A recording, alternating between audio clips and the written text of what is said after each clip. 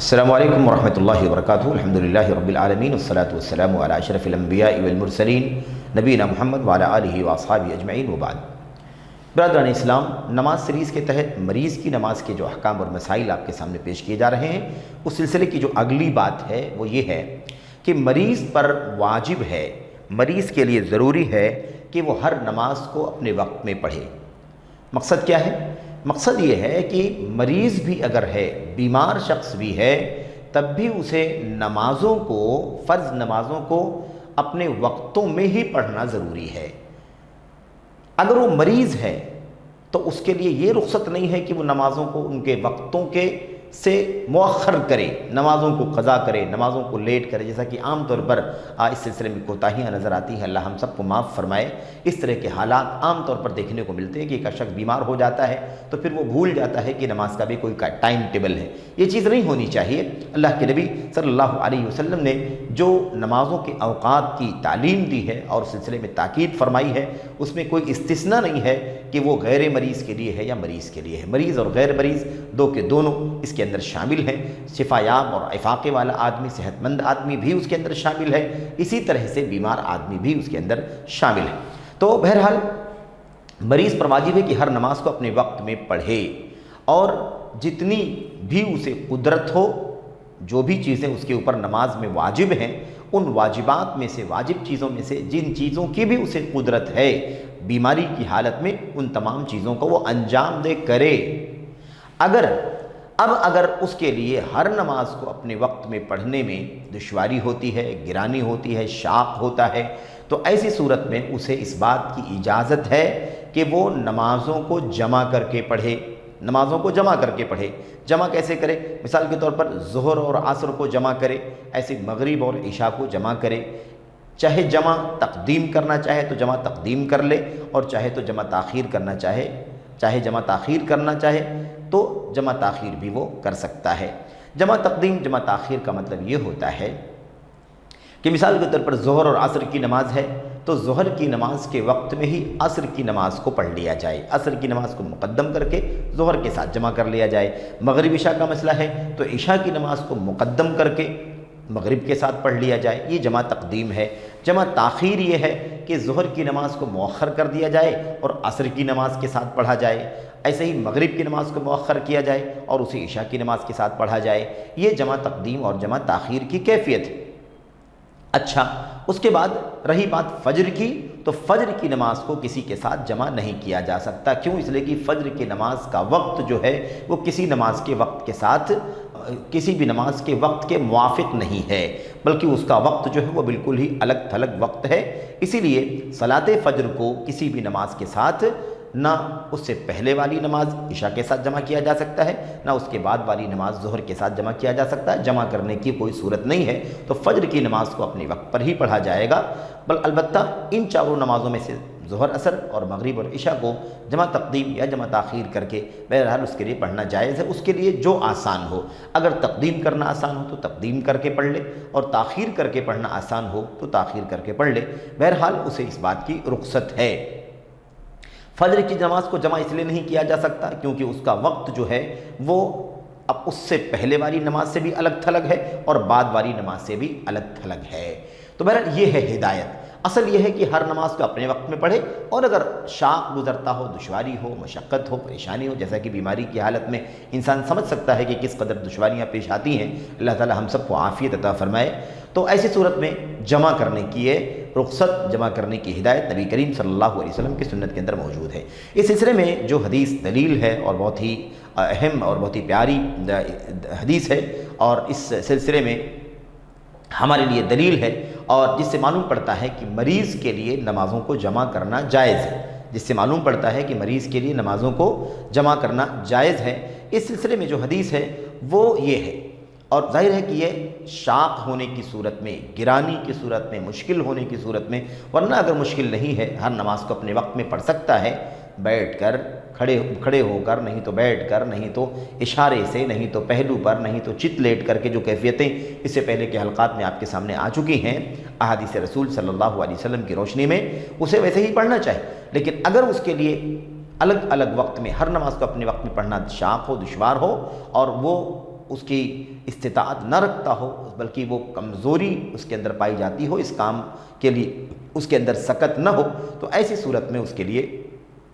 جمع کرنے کی رخصت ہے۔ اور دلیل اس سلسلے میں حضرت عبداللہ ابن عباس رضی اللہ تعالیٰ عنہ کی وہ روایت ہے جس میں اللہ کے نبی صلی اللہ علیہ وسلم کے بارے میں فرماتے ہیں، صلی رسول اللہ صلی اللہ علیہ وسلم الظہر والعصر جمیعا والمغرب والعشاء جمیعا فی غیر خوف ولا سفر۔ اللہ کے نبی صلی اللہ علیہ وسلم نے ظہر کی نماز اور عصر کی نماز جمع کر کے پڑھی، ایسے ہی مغرب کی نماز اور عشاء کی نماز جمع کر کے پڑھی، فی غیر خوف ولا سفر، کسی خوف کے بغیر اور سفر کے بغیر، یعنی نہ تو کوئی خوف کا مسئلہ تھا، نہ کوئی خوف کا مسئلہ تھا، نہ کوئی سفر کا مسئلہ تھا، نہ کوئی خوف کی حالت تھی، نہ کوئی سفر کی حالت تھی۔ سفر اور خوف کی حالت کے بغیر نبی کریم صلی اللہ علیہ وسلم نے ظہر عصر کو جمع کر کے ایسی مغرب اور عشاء کو جمع کر کے پڑھا۔ دوسری روایت کے اندر الفاظ ہیں، جمع رسول اللہ صلی اللہ علیہ وسلم، نبی کریم صلی اللہ علیہ وسلم نے عصر اور ظہر اور عصر کی نماز کو اسی طرح سے مغرب اور عشاء کی نماز کو جمع کر کے پڑھا مدینے میں آپ نے ان دونوں نمازوں کو یعنی ظہر و عصر اور مغرب و عشاء کو جمع کر کے پڑھا، من فی غیر خوف ولا مطر، کوئی خوف بھی نہیں تھا اور کوئی بارش کا بھی مسئلہ نہیں تھا۔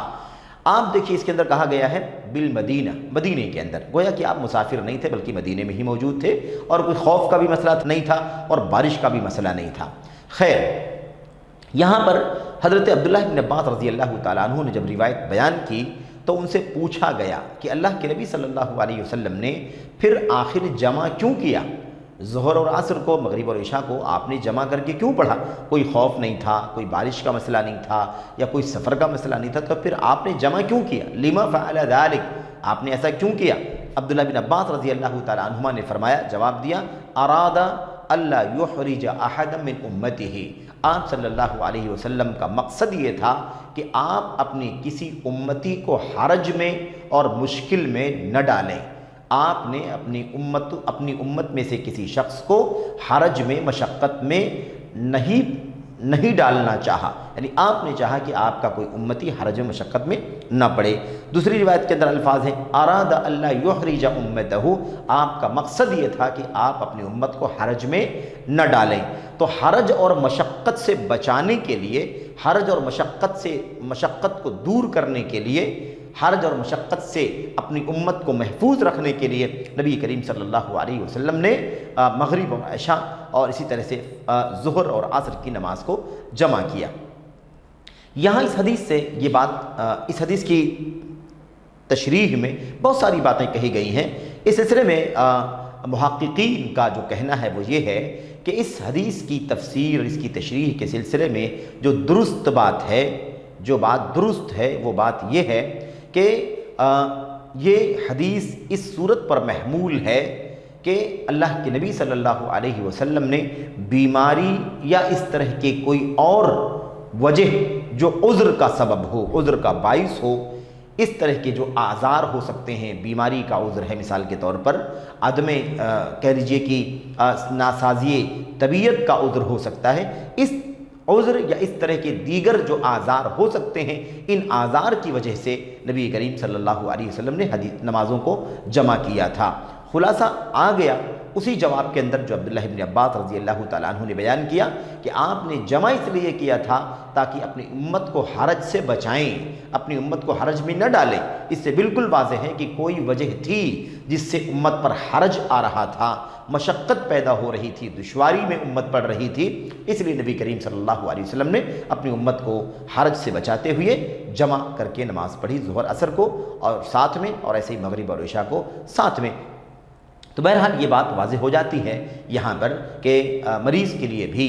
گرچہ کہ وہ مسافر نہیں ہے، گرچہ کہ وہ بارش کا مسئلہ نہیں، گرچہ کہ کوئی خوف کا مسئلہ نہیں ہے، لیکن مرض خود اپنے آپ میں ایک عذر ہے، اور مرض کی وجہ سے، بیماری کی وجہ سے نماز کو اپنے اپنے وقتوں میں پڑھنا حرج کا باعث ہے، مشقت کا باعث ہے، جس سے بچنے کے لیے انسان نمازوں کو جمع کر کے پڑھ سکتا ہے، اور اسی کے مطابق عمل کرنے کے لیے یہ حدیث ہمارے سامنے دلیل ہے۔ اچھا، بعض لوگ ہمارے بھائی یہ سمجھتے ہیں کہ بغیر عذر کے، بغیر کسی وجہ کے، یعنی بلا وجہ بھی نمازوں کو جمع کر سکتے ہیں۔ یہ بات بالکل درست نہیں ہے، اس لیے کہ عبداللہ بن عباس رضی اللہ تعالیٰ عنہ سے خود سوال کیا گیا، یہی سوال جو آج ہمارے سامنے آ رہا ہے کہ پھر بغیر عذر کے جمع کیوں کیا؟ تو خود انہوں نے بتلایا کہ اپنی امت کو حرج سے بچانا مقصد تھا۔ اس سے بالکل واضح ہے کہ کوئی حرج تھا جس میں امت بڑھ رہی تھی، کوئی مشقت کا مسئلہ تھا جس سے امت دشوار تھی، جس سے جو امت کے لیے دشوار تھا، اس لیے نبی کریم صلی اللہ علیہ وسلم نے جمع کر کے نماز پڑھائی، مغرب اور عشاء کو ساتھ میں اور ایسے ہی ظہر اور عصر کو ساتھ میں۔ اسی کے ساتھ ساتھ ایک روایت اور بھی پیش کی جاتی ہے، کہتے ہیں کہ نبی کریم صلی اللہ علیہ وسلم نے حضرت حمنہ بنت جہش رضی اللہ تعالی عنہ کو حکم دیا تھا جب وہ مستحاضہ تھیں۔ مستحاضہ آپ جانتے ہیں کہ ایک تو حیض ہے، ماہواری کا خون جو فطری اور طبیعی خون ہے جو خواتین کو اور بالغات کو آتا ہے، اس کے علاوہ ایک بیماری کا خون ہوتا ہے جو ماہواری اور حیض کا خون نہیں ہوتا بلکہ بیماری، دم و علہ یعنی بیماری کا خون ہوتا ہے جو مسلسل آتا رہتا ہے، 20 دن 25 دن، اور ہمیشہ بسا اوقات بعض عورتوں کو آتا ہے، کسی کو بہت زیادہ بھی آتا ہے، جس کو استحاضہ کہا جاتا ہے، دم استحاضہ۔ اس سلسلے میں چونکہ یہ اس سے دوچار تھیں حضرت حمنہ رضی اللہ تعالیٰ عنہ، تو اللہ کے نبی علیہ السلام نے ان کو حکم دیا تھا کہ ظہر کی نماز کو مؤخر کر لو اور عصر کی نماز کو جلدی کر لو، اسی طرح سے مغرب کی نماز کو مؤخر کر لو اور عشاء کی نماز کو جلدی کر لو، یعنی جمع سوری مغرب کی ظہر کی نماز کو ظہر کے آخری وقت تک لے جاؤ اور عصر کی نماز کو عصر کے اول وقت میں پڑھو، ادھر سے یہ آخری وقت میں اور ادھر سے اول وقت میں بظاہر دونوں نمازیں ایک ساتھ دکھائی دیں گی، لیکن حقیقت میں دونوں نمازیں اپنے اپنے وقتوں میں پڑھی جا رہی ہیں، اس لیے اسی کو جمع سوری کہا جاتا ہے، یعنی بظاہر صورت میں لگ رہا ہے کہ یہ جمع ہے لیکن حقیقت میں یہ نمازیں اپنے اپنے وقتوں پر ہو رہی ہیں۔ ایسے ہی مغرب اور عشاء کا مسئلہ ہے، تو اللہ کے نبی علیہ السلام نے اس بات کا انہیں حکم دیا تھا، تو جیسے وہ استحاضہ ایک مرض اور بیماری ہے اور اس کی وجہ سے انسان معذور ہوتا ہے، خاتون معذور ہوتی ہے اور اس کے لیے جمع کرنے کی رخصت ہے، اسی طرح سے کسی اور مریض کے لیے بھی یہ رخصت ہے کہ وہ نمازوں کو حرج اور مشقت سے بچنے کے لیے جمع کر سکتا ہے۔ یہ اسلام کی آسانیاں ہیں، یہ اسلام کی رخصتیں ہیں، اسلام کی سماحت ہے اور اسلام کے دین فطرت ہونے کی دلیلوں میں سے ایک بہت ہی واضح اور عملی دلیل ہے جو انسانیت کے لیے بہت ہی زیادہ اہم ہے۔ اللہ سے دعا کرتے ہیں کہ اللہ تبارک و تعالی ہمیں بیماریوں کے حالات میں اس طرح سے اگر حالات پیش آ جائیں تو اللہ تبارک و تعالی ہمیں ان رخصتوں پر عمل کرنے کی توفیق عطا فرمائے۔ آمین یا رب العالمین۔ والسلام علیکم ورحمۃ اللہ وبرکاتہ۔